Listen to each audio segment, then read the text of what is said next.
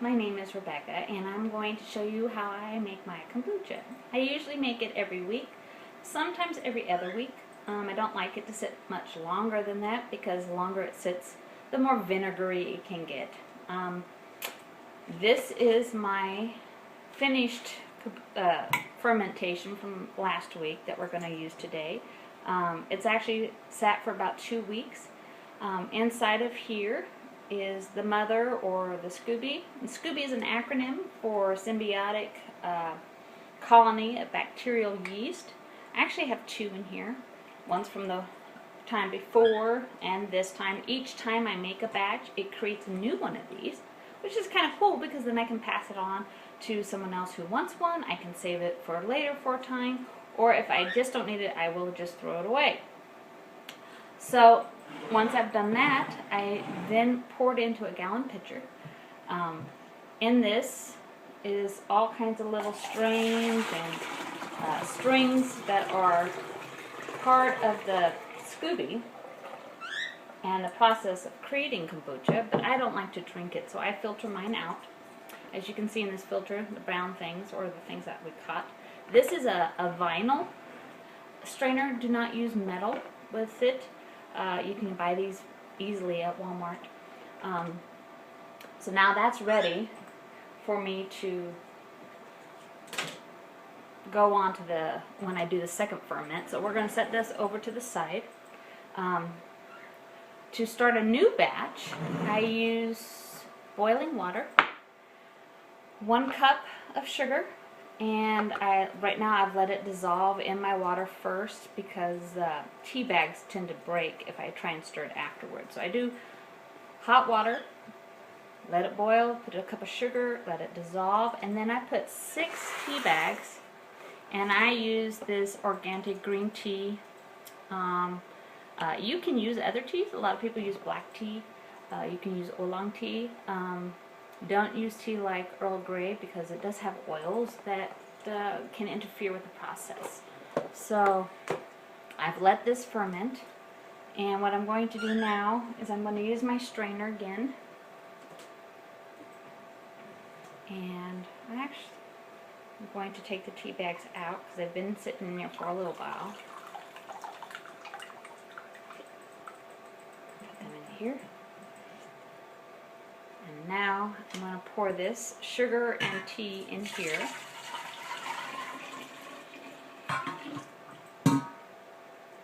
Now what I'm going to do with this is I'm going to fill it up to here with water. So just one moment.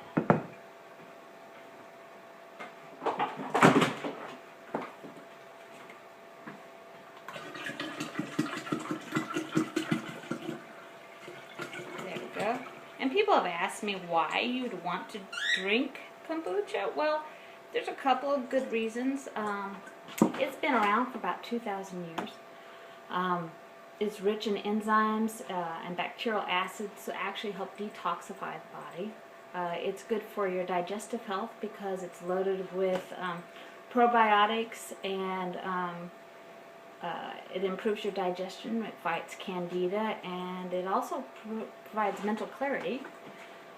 The other thing I like about it is it boosts the immune system, which is important, especially when it's flu and cold season. It gives me energy. So there's a lot of great reasons why I make this way. Now, once I've put water in my jug, I take a cup of the previous batch and I pour it in here. It's kind of to give it a boost to start. Then I'm going to just put 1 of my SCOBYs back in here. And sometimes it will float to the bottom, which is fine. Then I will cover it with a filter. A coffee filter is what I've used, and a stretchy rubber band or hair band. And I will let it sit like this for a week to 2 weeks, depending on how warm my house is. Because the longer it sits, the more vinegary it can get.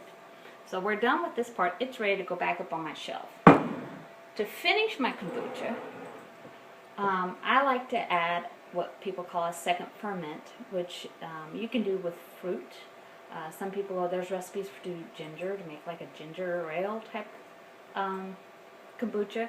I just use, not from concentrate, orange juice, or not orange juice, grape juice from a bottle. I don't really want to use the frozen as much. Excuse me while I open my bottle. It's not opening.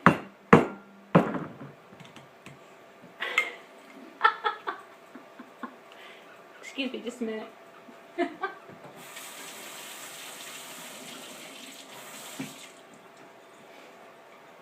Where's my strong husband when I need him, right? There we go. So I will pour my juice in here. Like that. I have a wooden spoon that I love to use. And I mix it all up. And voila. Now, I have some really cool bottles that I love to use as well. They're resealable bottles, which makes it very convenient to store my kombucha in until I'm ready. So I use a filter, or a funnel rather, and pour that in there. I don't know if you can see how fuzzy it already is. It's already pretty fuzzy. So I have 1 gallon. We'll fill up 4 of my bottles.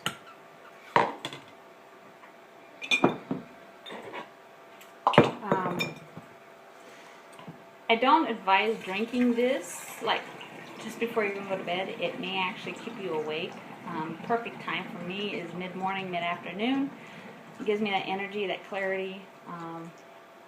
It tastes great. It can replace your soda because it does carbonate.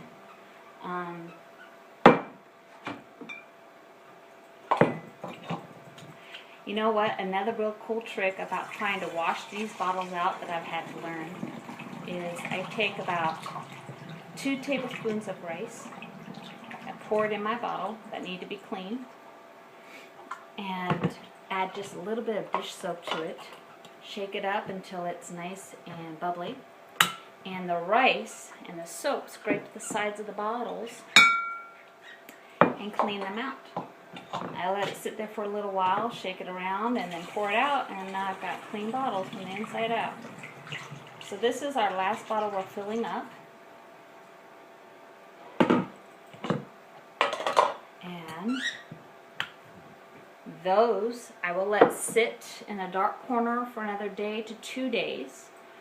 Once that's done, then I'll put them in the fridge, and they're ready to be used. Now this is one I had left over from the last batch.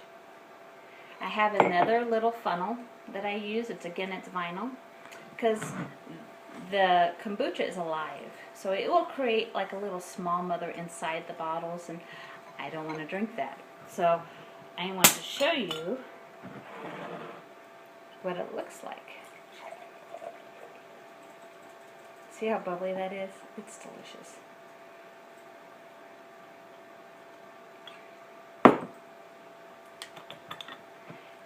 Enjoy!